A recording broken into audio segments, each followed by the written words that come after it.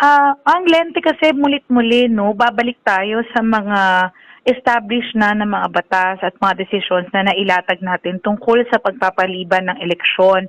Katulad na ng nakasaad sa Macalintal versus Comelec, the decision back in 2023 na hindi pinayagan ang pagpapaliban ng eleksyon dahil naglatag ito ng mga standards kung kailan tama at legal ang pagpapaliban ng eleksyon. Siguro ang pinaka-importante na matandaan ng ating mga botante is yung standard ng periodic elections. Ano po ba ang ibig sabihin nito? Babalik po tayo na kapag po tayo bumuboto po tayo para sa kandidato na gusto natin magsilbi sa atin at binoboto po rin natin siya para sa limitadong oras, no, na siya ay magsisilbi sa atin. Kumbaga, pag ikaw ay bumoto ng presidente, binoboto mo siya para magsilbi ng 6 na taon. Kung ikaw ay bumoto ng mayor, binoboto mo siya para magsilbi ng 3 taon. Ganon din sa barangay at sangguniang kabataan. Pag po tayo ay bumoboto ng mga opisyales para sa mga posisyon na iyan, para lang po ito sa 3 taon. Kumbaga, kung maayos man ang kanilang performance, maayos man ang kanilang mga project, after 3 years, subject to re-evaluation ulit sila. Kung tatakbo man sila ulit or kung meron mga bagong tao at pangalan, pwede po tayo makapamili ulit. Yun po kasi yung nawawala kapag parati na lang po tayo nagpapaliban ng mga eleksyon, lalo na sa barangay at sangguniang kabataan. Opo, napaka-importante talaga ng barangay officials at barangay office at sangguniang kabataan. Siguro sariwa pa po sa ating mga memory at kaalaman yung nangyari po sa atin nung pandemya.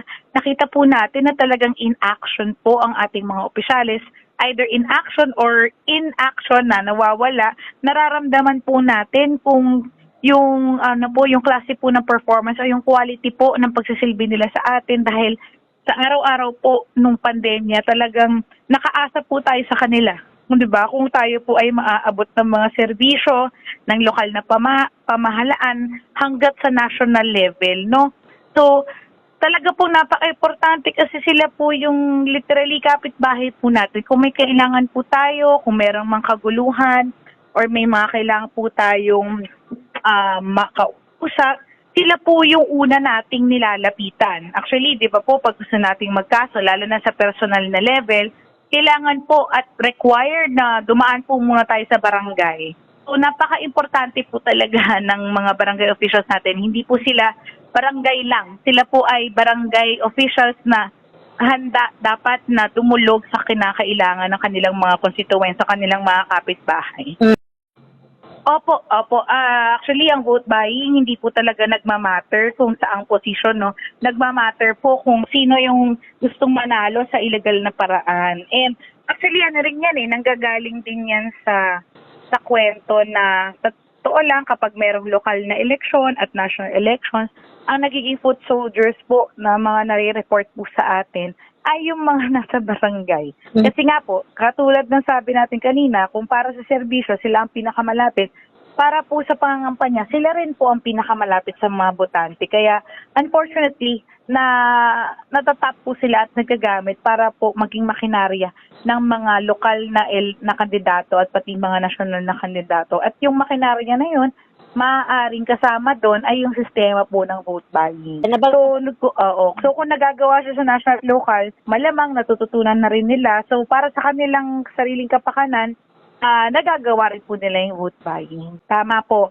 Tatandaan po natin na ang barangay level, dapat po ito ay non-partisan. So, hindi po sila pwedeng mag-identify kung kanino mang partido. So, dapat po on watch po tayo, on guard po tayo. Kapag nag-umpisa po sila magsabi na ang mga national na partido o kahit regional na partido ay sumusuporta sa kanila, hindi po actually sila maaaring magbigay ng ganong mensahe or mag-claim ng ganong affiliation kasi po hindi po allowed ang mga barangay officials at mga sangguniang kabataan officials na maging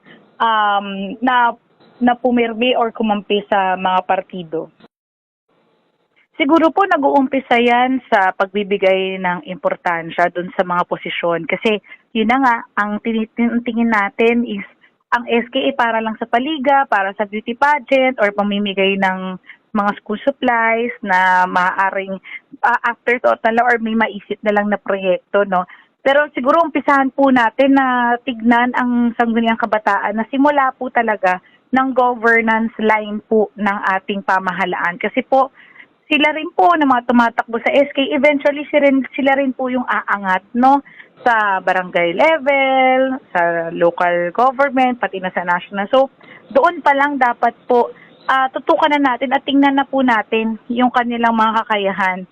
At kung meron man po silang hindi magandang nagagawa, dapat po ay magabayan din sila. Kasi ang pinakamalapit actually nagabay sa kanila ay yung mga barangay level po. Yan po yung mga kaakibat nila sa trabaho. So kung sino man po ang mahahalal sa barangay level, kumbaga may obligasyon din silang gabayan ng mga batang to. Kasi nga, kumbaga, dyan nag-uumpisa lahat. Actually, isa rin na maganda talaga na sa batas ng Sangguniang Kabataan is yung anti-political dynasty. So, bawal po na may kamag-anak po sa fourth civil degree. So, maganda na masunod po talaga yan kasi at least makikita na ating mga pinuno sa SK na hindi po talaga maganda ang epekto ng pagbuo ng political dynasty sa governance kasi po naaabuso po talaga ito. So hopefully po, hopefully ating mga pinuno mismo na mahahala sa SK, tingnan din po nila na ang mga posisyon na yan, hindi lang po yan pampapaliga or fun and games lang. Meron po silang kayang gawin in terms of governance para sa kanilang mga constituents. So ngayon, meron tayong dalawa as of today, may dalawa po tayong eleksyon na paparating. Para po sa lahat na ating mamamayan at mga botante, we call on you to be more vigilant pa din.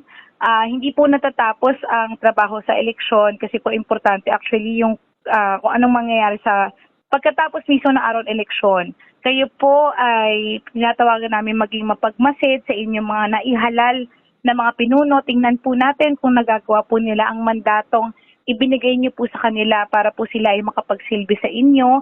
Maging vigilant po tayo sa mga violations ng batas on abuse of state resources.